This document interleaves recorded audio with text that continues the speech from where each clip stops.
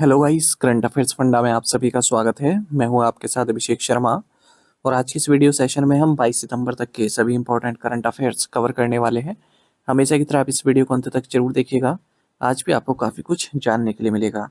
Session की शुरुआत करने से पहले आप सभी को बताना चाहूँगा, यदि आप हमारे daily current affairs PDF, weekly PDF, monthly PDF और हर महीने के banking and economic awareness PDF चाहते हैं तो करंट अफेयर्स फंडा का 1 ईयर मेंबरशिप प्लान आप ज्वाइन कर सकते हैं, जिसका लिंक आपको वीडियो के डिस्क्रिप्शन में या फिर फर्स्ट कमेंट में मिल जाएगा। आपको बता दें, इस 1 ईयर मेंबरशिप प्लान के तहत जितना भी हमारा पीडीएफ कंटेंट है वो हम आपको 1 साल तक के लिए प्रोवाइड कराते हैं, जिसे आप डाउनलोड कर सकते हैं, प्रिंट आउट भी निकलवा सकते हैं। इसके लिए चाहे तो आप करंट अफेयर्स फंडा ऐप को यूज़ कर सकते हैं या फिर अपने लैपटॉप या सिस्टम की मदद से वेब लॉगिन भी कर सकते हैं। कोई भी आपका एग्जाम हो, बैंकिंग, एसएससी, रेलवे या फिर स्टेट पीसीएस, जहाँ पर भी जनरल अवेयरनेस या करंट अफेयर्स पूछे जाते हैं, सभी एग्जाम्स के लिए हमारे पीडीएफ कंटेंट काफ़ी यूज़फुल है। इस पीडीएफ कोर्स में हम आपको RBI circulars, financial awareness, digital awareness, banking awareness, general and economic awareness, ये सभी चीज़ें प्रोवाइड करा रहे हैं। इस बार आपने IBPS PO रिक्रूटमेंट नोटिफिकेशन 2025 में देखा होगा, मेंस एग्जाम के सिलेबस में जनरल अवेयरनेस के साथ साथ आरबीआई सर्कुलर्स ये टॉपिक भी मेंशन है। तो आरबीआई सर्कुलर्स से क्वेश्चन पूछे जाएंगे, आपको पढ़ कर जाने हैं। आरबीआई सर्कुलर्स आरबीआई की वेबसाइट पर अवेलेबल रहते हैं, वहाँ से आप खुद से भी पढ़ सकते हैं। पर प्रॉब्लम यह है कि अगर आप खुद से पढ़ने जाएंगे तो काफ़ी टाइम कंज्यूमिंग आपके लिए बन जाएगा, क्योंकि एक तो पिछले 5-6 महीनों के आपको आरबीआई सर्कुलर्स पढ़ने हैं, काफ़ी लेंदी होते हैं, फाइनेंशियल और इकोनॉमिक टर्म्स इनमें काफ़ी यूज़ होती है, तो आपको समझने में काफ़ी समय लग सकता है। तो करंट अफेयर्स फंडा ने आपका यही काम काफ़ी ईजी कर दिया है। हमने जितने भी आरबीआई सर्कुलर्स हैं पिछले 5-6 महीनों के, सबको काफ़ी ईजी लैंग्वेज में पीडीएफ फॉर्मेट में रेडी किया है, जिसे आप आसानी से समझ पाएंगे और कोई भी इंपॉर्टेंट फैक्ट उसमें छोड़ा नहीं गया है। साथ ही एमसीक्यूज भी दिए गए हैं प्रैक्टिस के लिए। जैसे आपने एक आरबीआई सर्कुलर पढ़ा, उसी के साथ आप उससे संबंधित एमसीक्यूज की भी प्रैक्टिस कर पाएंगे। साथ ही इसी कोर्स में, पीडीएफ कोर्स में, बैंकिंग अवेयरनेस हमने कंप्लीट कराया है। पहले अलग से कोर्स आता था, लेकिन अब हमने इसी कोर्स में मर्ज कर दिया है। न केवल आपके बैंकिंग मेंस एग्जाम के लिए, बल्कि अगर आप बैंकिंग इंटरव्यूज देते हैं, जैसे SBI PO, IBPS PO, RRB PO, RBI grade B, इन सभी इंटरव्यूज में जो बैंकिंग नॉलेज आपसे पूछी जाती है उसे भी आप आंसर कर पाएंगे इस कोर्स को पढ़कर। कंप्लीट इंडियन इकोनॉमिक्स में पढ़ाई गई है, जो आपके एसएससी, रेलवे, स्टेट पीसी जैसे एग्जाम्स में हेल्पफुल रहेगी। वहाँ पर इंडियन इकोनॉमी से क्वेश्चन पूछे जाते हैं। और इंश्योरेंस से संबंधित एक डेडिकेटेड चैप्टर इसमें दिया गया है, जिससे इंश्योरेंस के बेसिक्स आपके क्लियर हो जाएंगे। तो इस सब कुछ आपको केवल एक ही पीडीएफ कोर्स में प्रोवाइड कराया जा रहा है, वो भी 1 साल की वैलिडिटी के साथ। यानी कि पूरे साल भर जितने भी आप एग्जाम्स देंगे, जहाँ पर भी जनरल अवेयरनेस या करंट अफेयर्स पूछे जाते हैं, आपका केवल यही कोर्स इनफ रहेगा। तो मिलेगा कहाँ पर? करंट अफेयर्स फंडा ऐप पर। ऐप का लिंक वीडियो के डिस्क्रिप्शन में भी दिया गया है और फर्स्ट कमेंट में भी पिन कर दिया गया है। लिंक पर क्लिक कीजिए, ऐप को इंस्टॉल कीजिए, लॉगिन करने के बाद ये कोर्स आप बाय कर पाएंगे। फिर भी कोई डाउट अगर आपका रहता है तो हमारा कस्टमर केयर नंबर है 8448169188, इस पर आप कॉल कीजिए या फिर व्हाट्सएप करके भी जानकारी प्राप्त कर सकते हैं। तो बिना किसी देरी के शुरुआत करते हैं इस वीडियो सेशन की। सेशन की शुरुआत हमेशा की तरह क्वेश्चन ऑफ द डे से करेंगे, जिसका आंसर आपको अभी कमेंट बॉक्स में करना है। पूछ रहे हैं कि पीपल्स मजलिस किस देश की संसद है? The people's Majlis is the parliament of which country? Option हैं इसराइल, इजिप्ट, मॉरिशस या फिर मालदीव्स। जल्दी से आंसर कर दीजिए, फिर हम आगे बढ़ते हैं। और इस तरह के क्वेश्चन यदि आप प्रैक्टिस करना चाहते हैं तो हमें टेलीग्राम पर जरूर ज्वाइन कीजिएगा। करंट अफेयर्स फंडा नाम से हमारा टेलीग्राम चैनल है।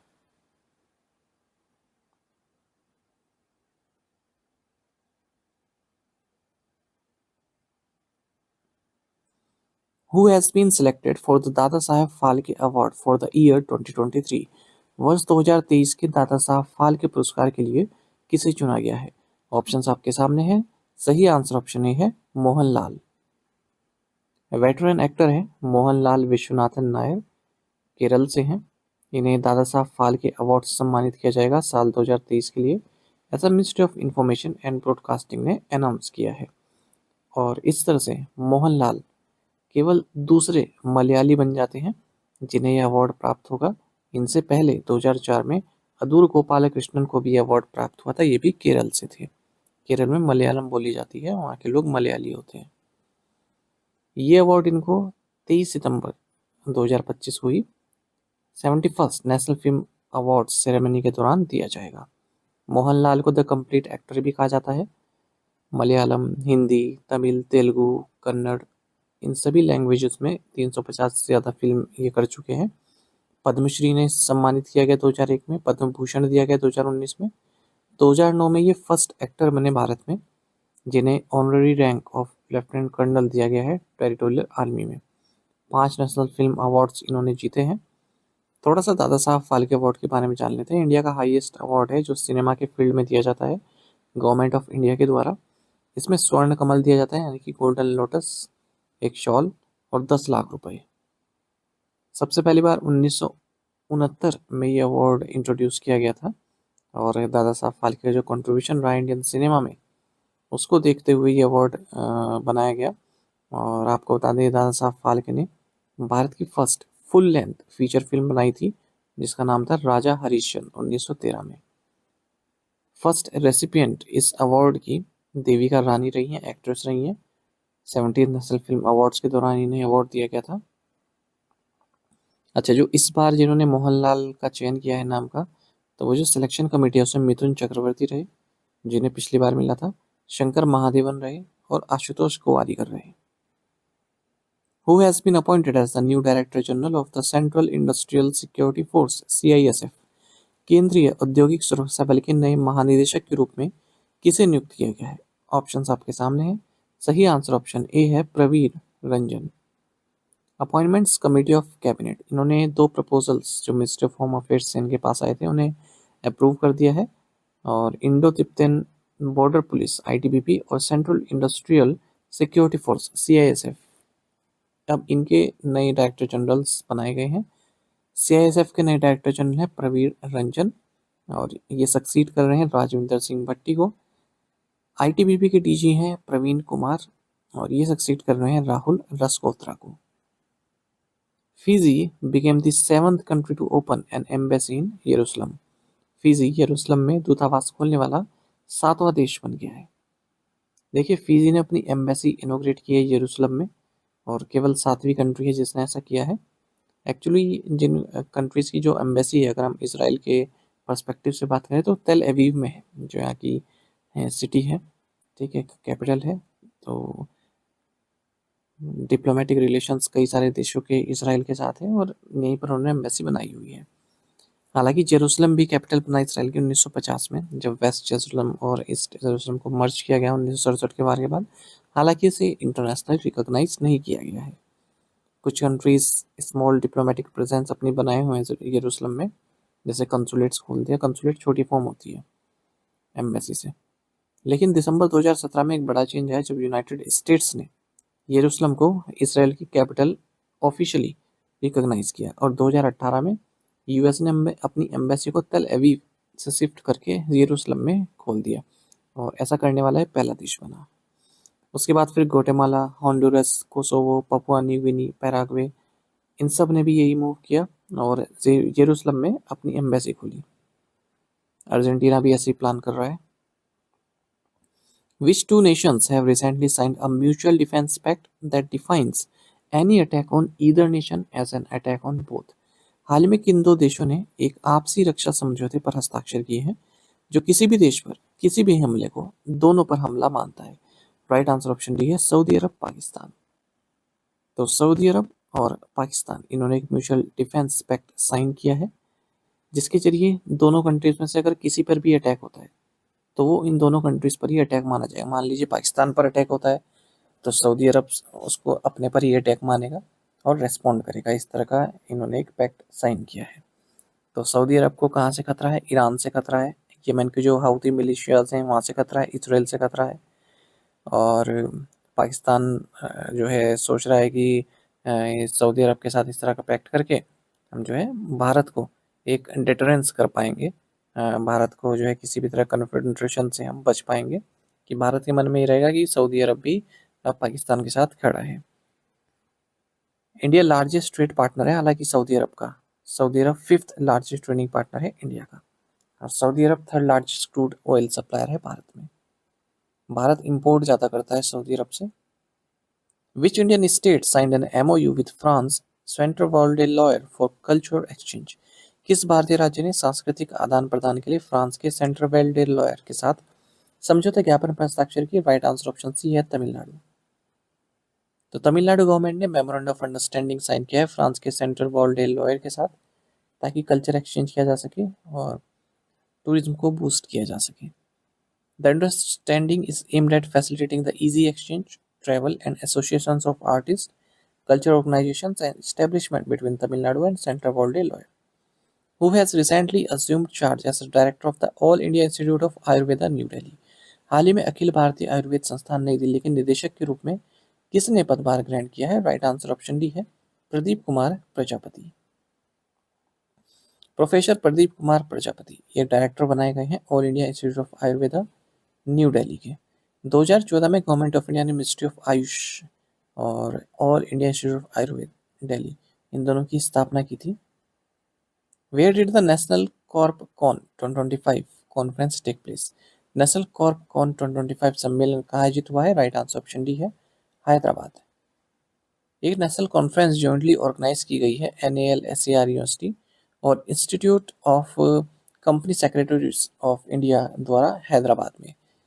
इस कॉन्फ्रेंस का नाम है कॉर्प कॉन 2025। कॉन का मतलब कॉन्फ्रेंस ही है, कॉर्प कॉन 2025। इसका थीम रहा environmental, social and governance and the insolvency and bankruptcy code. तो ये जो शार्क लॉ हॉल है हैदराबाद में, वहाँ पर हुआ है और इसकी चेयरमैनशिप की है प्रोफेसर श्री कृष्णा देवराव, जो कि वाइस चांसलर हैं NAL-SAR के।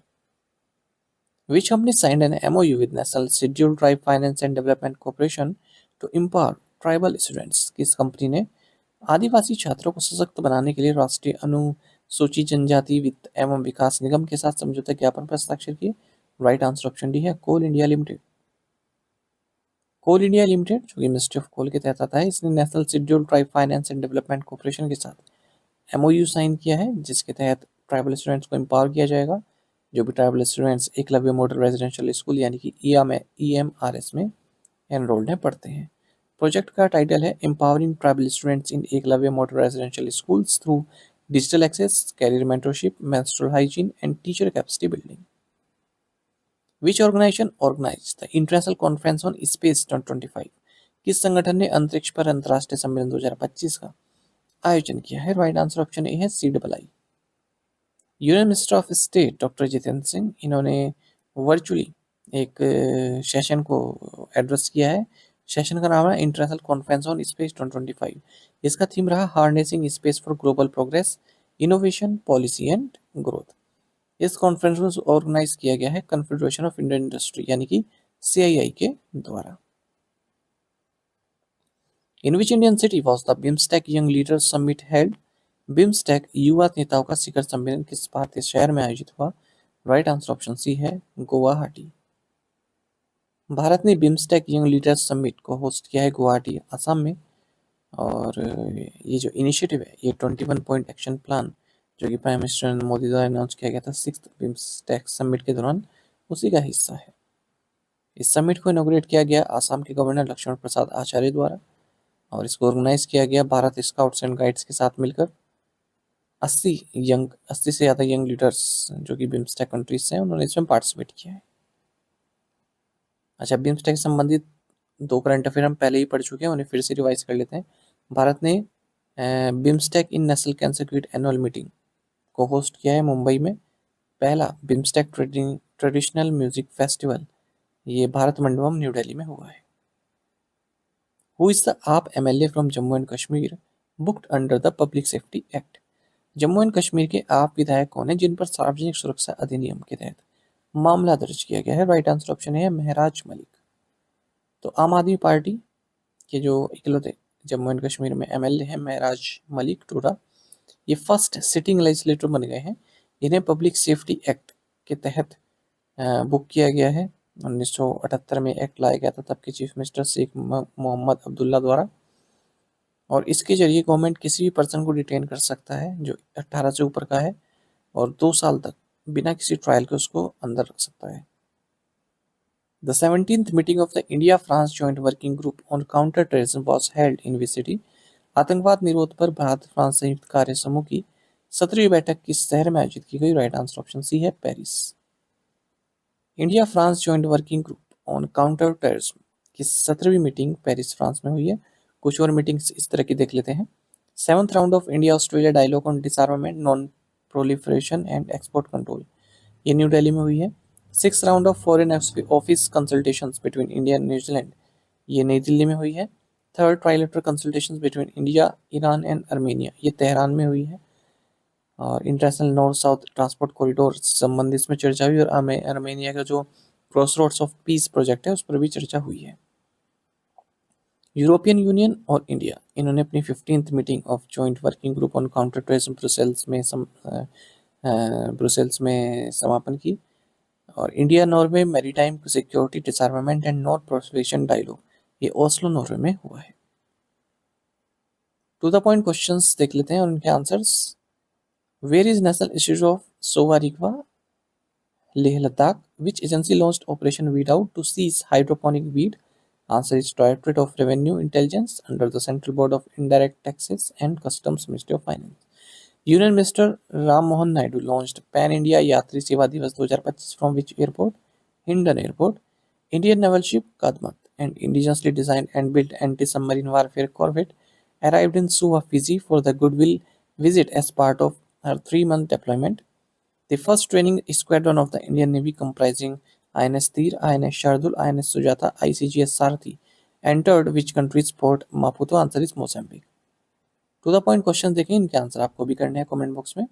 In which year did Nepal adopt its present constitution?